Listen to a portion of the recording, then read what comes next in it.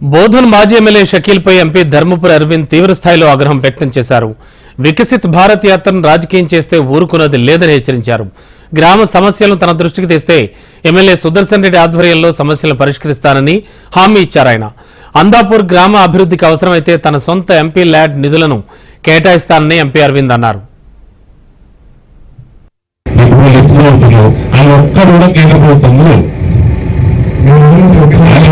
కేంద్ర ప్రభుత్వం డైరెక్ట్ గా చేసేది పైసలన్నీ న్యాయం మళ్ళా చేసేది ఇది కేంద్ర ప్రభుత్వం వికసిత్ భారత్ కార్యక్రమంలో మహిళలకి, ఐకేపీ గ్రూపులకి, టీబీ వచ్చిన వాళ్ళకి, రైతులకి కేంద్ర ప్రభుత్వ పథకాల గురించి అవగాహన చేస్తాం చెప్పినాం.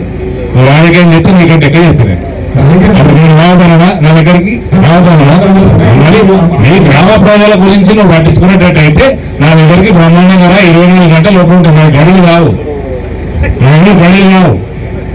అన్న నా గడులు ఎప్పుడు నా బెడ్రూమ్ దాకా రావచ్చు. ఓకే కూర్చో, ఇవన్నీ తిన్నాయో లిస్ట్ తీసుకున్నా. మీరు 10 సంవత్సరాలు చేయలేకపోయిండ్రు, నన్ను ఒప్పుకో. నేను సుదర్శన్ రెడ్డి గారితో మాట్లాడతా. ఓకే, వేరే పార్టీలైనా నేను మాట్లాడతా, వీలైనంత తొందరగా చేపిస్తా. మీకు చిన్న చిన్న కార్యక్రమాలు నా ఎంపీ ల్యాడ్ నుంచి ఇస్తా.